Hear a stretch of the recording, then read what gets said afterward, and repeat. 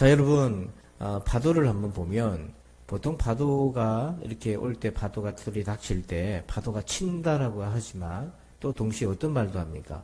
파도가 일다, 일어나다 이런 말도 하잖아요. 그 파도가 일다, 일어나다 라고 표현을 쓰는데 우리가 쓰는 일상 동사 중에 일다, 일어나다라는 의미는 어떤 거냐면 파문이 일어나고 요론이 일고 바람이 일고 파도가 일고 보풀이 인다 이렇게 쓸 때 쓰는 거죠. 그래서 여러분 우리가 파도를 일으키는 게 아니잖아요. 그건 우리의 의지랑 상관없이 일어나는 거잖아요. 그래서 우리의 삶 속에 나의 의지랑 상관없이 일어나야만 되고 일어나는 것들이 있다는 겁니다. 그래서 요한복음 3장 8절에 보면 성령님을 어떻게 표현했냐면 바람이 임의로 불매 네가 그 소리는 들어도 어디서 와서 어디로 가는지 알지 못하나니 성령으로 난 사람들 다 그러하니라. 그러니까 성령의 사람은 내가 성령을 일으키는 게 아니에요. 바람이 임의로 분다 이 말은 바람이 불어오는 거예요. 바람이 일어나는 거고 은혜도 우리 속에서 일어난다는 거죠. 자, 그런데 요한복음 4장 13절에 보면 예수님이 사마리아 여인에게 이런 말씀했습니다. 예수께서 대답하여 이르시되 이 물을 마시는 자마다 다시 목마르니와. 자, 이 물은 어떤 물이냐면 인공적인 파도라는 거예요. 인위적으로 일으키는 거라는 거죠. 그래서 여러분 우리가 여름철에 풀장에 가면 인공 파도가 있습니다. 바다는 아닌데 파도 치는 풀장이 있어요. 그러면 사람들이 거기서 막 파도 놀이를 합니다. 그게 다 인공적인 파도를 일으키는 거죠. 그거는 일다가 아니고 우리가 인위적으로 일으키는 거예요. 자, 일으키는 것에는 한계가 있습니다. 여러분 그 적벽대전에 보면 삼국지의 적벽대전에 제갈량이 적벽대전을 조조랑 치룰 때에 동풍을 일으키는 장면이 나오는데 사실은 제갈량이 동풍을 일으키는 게 아니고 제갈량이 동풍 부는 시즌을 알고 있었던 거예요. 그래서 마치 자기가 일으킨 것처럼 흉내를 낸 것이지만 사실은 바람이 불어온 거고 일어오른 거죠. 자, 그런데 예수님이 하셨던 거는 뭐냐면 은혜는 14절입니다. 우리 같이 한번 읽어봅시다. 시작. 내가 주는 물을 마시는 자는 영원히 목마르지 아니하리니 내가 주는 물은 그 속에서 영생하도록 솟아나는 샘물이 되리라. 아멘. 자, 인공적인 파도가 아니라 예수님이 주시는 은혜는 어떤 은혜입니까? 14절 끝에 보니까 솟아나는 샘물이라고 되어 있잖아요. 솟아난다는 게 일어나는 거죠. 우리 안에서 일어나는 겁니다. 하나님의 은혜는 우리 안에서 일어나야만 하는 거죠. 많은 사람들이 이렇게 신앙생활 하다 보면 늘 입에 달고 다니는 단어가 하나 있는데 내가 그 뜨거웠던 은혜의 시절처럼 회복하고 싶다 이런 고백들을 많이 합니다. 그런데 엄밀하게 말해서 그렇게 하기 위해서 많은 분들이 인공적인 파도를 자꾸 일으키는 거예요. 인위적으로. 그런데 그거는 잠깐 그때뿐이고 또 시들고 또 시드는 거예요. 진정한 회복은 뭐냐면 내가 일으키는 것이 아니라 하나님이 일어나게 해주셔야 되는 거예요. 그 은혜가 있을 때에 우리가 온전히 회복이 되는 거예요. 그러므로 여러분 오늘 저와 여러분의 인생에 주님의 은혜의 파도가 일어나기를 축복합니다. 주의 은혜가 일어나기를 축복합니다. 자, 그러면 이거 하나님이 하셔야 되는 건데 그럼 우리가 할 역할은 무엇인가? 하나님 우리가 이런 은혜를 경험하려면 주님 우리 속에서 이 은혜를 일으키실 텐데 그걸 우리가 경험하려면 어떻게 해야 되는가? 세 가지를 꼭 기억하셔야 됩니다. 자, 첫 번째는요. 우리 1번 제목 읽어봅시다. 시작. 예수님께 집중하라. 자, 우리 14절 말씀 보니까 이렇게 되어 있습니다. 내가 주는 물을 마시는 자는 영원히 목마르지 아니하리니 내가 주는 물은 그 속에서 영생하도록 솟아나는 샘물이 되리라. 아멘. 자, 14절 앞에 보니까 이 물을 누가 준다고 되어 있습니까? 내가 주는 예수님이 주신다는 거잖아요. 이 부분을 간과하는데 이거 예수님이 주신다. 그리고 요한복음 7장 37절 같이 읽습니다. 명절 끝날 곧 큰 날에 예수께서 서서 외쳐 이르시되 누구든지 목마르거든 내게로 와서 마시라. 아멘. 자, 목마른 사람들은 어디로 오라고 되어 있습니까? 내게로 와서 마시라. 예수님께로 오라는 거죠. 우리가 자꾸만 반복하는 실수가 하나 있습니다. 주를 위한 활동과 주를 찾는 것과 동일시하는 혼돈을 자꾸 경험해요. 저는 사역자로서 20대 이제 초반부터 교육전도사 생활을 하면서 지금까지 이르렀는데 횟수를 계산해 보면 보수적으로 잡으면 한 25년 정도, 조금 넓게 잡으면 한 7, 8년 정도가 되는데요, 벌써. 그런데 여러분, 제가 늘 가졌던 혼돈이 뭐냐면, 사역을 굉장히 열심히 하려고 애를 썼어요. 근데 열심히 하면 할수록 자꾸만 힘이 빠지고 지치는 거예요. 이게 왜 그런 거지? 처음에는 몰랐어요. 근데 나중에 깨닫게 되는 게 뭐냐면, 사역을 열심히 하는 것하고 내가 주님을 간절히 찾는 것하고는 다른 얘기라고 하는 겁니다. 우리 성도들도 보면은 열심히 신앙생활하고 교회생활 합니다. 여전도회도 하고 집중도 하고 하는데 자꾸만 영적으로 메말라가는 이유가 뭔가? 예배를 드리는데도 심지어 그럴 수도 있다는 거죠. 왜 그러냐면 예배를 드리는 거, 공부를 하는 거, 말씀을 배우는 거 다 좋은데 그것과 주님을 간절히 찾는 것과는 구분되는 거라는 거죠. 그래서 오늘 예수님 무슨 얘기하시냐면 내게로 와서 뭐 활동을 많이 하는 것이 내게로 오는 게 아니고 내게로 와서, 이 말은 주님을 간절히 찾으라는 거예요. 예수님께 집중하라는 겁니다. 여러분, 주님께 집중하시기 바랍니다. 두 번째는요, 제목 읽어봅니다. 시작. 예수님이 은혜시다. 자, 우리 37절 말씀을 다시 보면, 명절 끝날 곧 큰 날에 이르러 큰 날에 예수께서 서서 외쳐 이르시되 누구든지 목마르거든 내게로 와서 마시라. 자, 우리 37절 끝에 보면 내게로 와서 마시라 이렇게 되어 있잖아요. 내게로 와서 마시라, 이 표현은 어떤 의미가 있냐면 그 영원한 목마르지 않게 하는 영원한 생명수는 예수님 자신이라는 걸 얘기해 주고 있어요. 내게로 와서 마시라, 이 말은 내가 바로 그 생명의 생수다라고 예수님은 자신을 동일시하고 있는 거죠. 그래서 우리가 엄밀하게 말하면 예수님을 믿고 있는 사람, 그 안에 예수님이 있는 사람, 그 안에는 뭐가 있습니까? 영원토록 솟아나는 샘물이 있다는 거예요. 여러분 믿으시길 바랍니다. 우리가 예수님이 내 안에 계신 것하고 내 안에서 영생하도록 솟아나는 샘물이 있는 거하고 자꾸 따롭게 생각하는데 그게 아닌 거예요. 자꾸 그걸 구분하는데 그거는 예수님이 우리 샘물이 되신다는 거예요. 예수님이 은혜시라는 거예요. 그래서 이렇게 예수님을 모시고 사는 사람, 주 안에 있는 사람에게는 반드시 일어나는 두 가지 특징이 있습니다. 자, 14절. 내가 주는 물을 마시는 자는 영원히 목마르지 아니하리니 내가 주는 물은 그 속에서 영생하도록 솟아나는 샘물이 되리라. 아멘. 자, 14절 끝에 보면 예수님이 주시는 물은 어떤 특징이 있다고 되어 있어요. 영생하도록 솟아난다. 마르지 않는다는 겁니다. 여러분, 그러면 나는 메마름을 경험하는데 말씀이 틀린 건가? 분명히 예수님은 우리 안에서 메마르지 않고 영생하도록 솟아난다고 되어 있는데 왜 그러면 나는 메마름을 경험하는가? 자, 문제가 누구한테 있다는 거예요? 예수님에게 있는 겁니까? 나한테 있다는 겁니까? 나한테 있다는 거예요. 분명히 주님은 그 속에서 영생하도록 솟아난다고 했는데 나는 솟아나는 샘물을 경험하기보다는 메마름을 경험한다는 건 나한테 있다 하는 겁니다.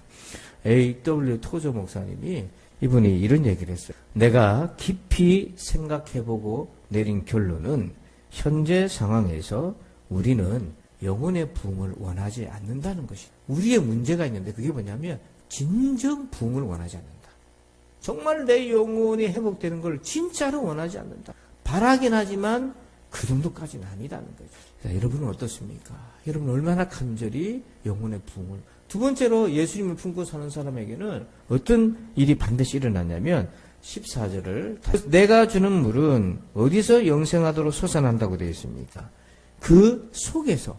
여기서 말하는 그 속은 우리의 영혼을 얘기하는 거예요. 여러분 사람이 위기를 만나면 두 가지 현상이 있습니다. 하나는 대부분은 외부 환경에 집중해요. 이거를 무슨 마음이라면 빅팀 마인드셋 그래가지고 희생자의 마음이다. 자꾸 탓을 하는 겁니다. 내가 무엇 때문에 이렇게 됐고 누구 때문에 이렇게 됐고 내가 이런 상황 때문에 내가 이렇게 되었다. 이렇게 자신을 바라보는 거예요. 대부분이 여기에 걸려 있습니다. 그런데 어떤 부류가 있냐면 자기 영혼에 집중하는 사람이 있어요. 이게 오너십 마인드셋인데 이 오너십이라는 게 내가 주인 된다는 거잖아. 내 소유라는 거잖아요. 환경과 여건과 사람은 내 마음대로 할 수 없어요. 그렇잖아요. 그런데 내 심령만큼은 내가 마음먹을 수 있다는 거잖아요. 그것을 얘기하는 겁니다. 자, 그래서 여기에 아주 중요한 메시지가 하나 담겨져 있는데 엘리야가 그걸 경험했어요. 열왕기상 19장 3절을 읽어봅니다. 시작.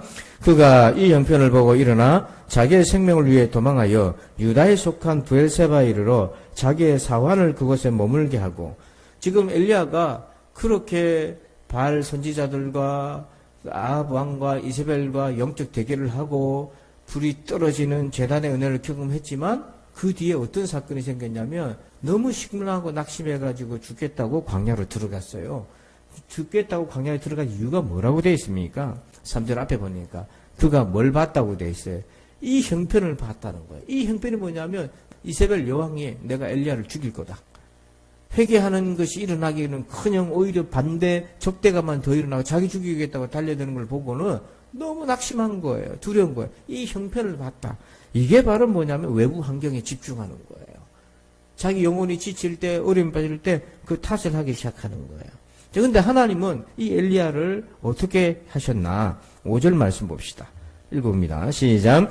로뎀나무 아래에 누워 자더니 천사가 그를 어루만지며 그에게 이르되 일어나서 먹으라 하는지라. 아멘. 천사가 엘리야를 찾아와서 어떻게 맨 먼저 했습니까? 그를 어루만졌어요.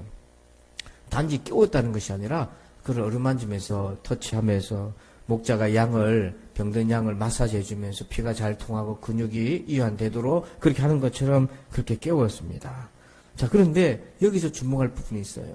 하나님은 엘리야의 형편을 개선한 게 아니고 지금 엘리야의 영혼을 터치하고 있다는 걸 주목하세요. 열왕기상 19장 6절과 7절에 보니까 본적 머리맡에 숯불에 구운 떡과 한 병 물이 있더라. 이에 먹고 마시고 다시 누웠더니 그래도 아직 회복이 안 되는 거예요. 그랬더니 7절에 여호와께서 또 다시 와서 여호와의 천사가 또 다시 와서 이를 만지며 이르되 일어나 먹으라. 네가 갈 길을 다 가지 못할까 하노라 하는지라. 또 천사가 하나님이 와서 어루만지고 또 그를 다시 회복시킵니다. 그러니까 여기서 하나님은 엘리야의 형편을 개선해가지고 이세벨이 급사하게 만들고 모든 불편했던 환경이 다 정리되게 만들고 그렇게 한 게 아니라고요. 뭐에 집중했습니까? 엘리야의 영혼을 만지고 있었다는 거예요. 엘리야의 영혼을 만지고 있었던 거예요. 그 영혼에 그래서 예수님이 그 속에서 영생하도록 솟아난다 그랬어요. 주님이 우리와 함께 하시는 거, 우리의 형편을 개선하시고 바꾸시는 것이 아니라 그렇게 막 역사하실 때도 있지만 그것이 아니라 하나님은 어디에 집중하고 있냐면 우리의 영혼에 집중하고 있는 거예요. 거기서 은혜가 일어나면 어떤 처지 형편이든지 감당할 수 있게 된다고 하는 거죠. 그래서 여러분 예수님이 은혜이신 걸 믿으시기 바랍니다. 예수님 은혜예요. 마지막 세 번째는요. 3번 제목 읽어봅시다. 시작. 예수님을 믿으라. 자, 여러분 우리가 예수 믿고 있는데 왜 이 얘기 하시나요?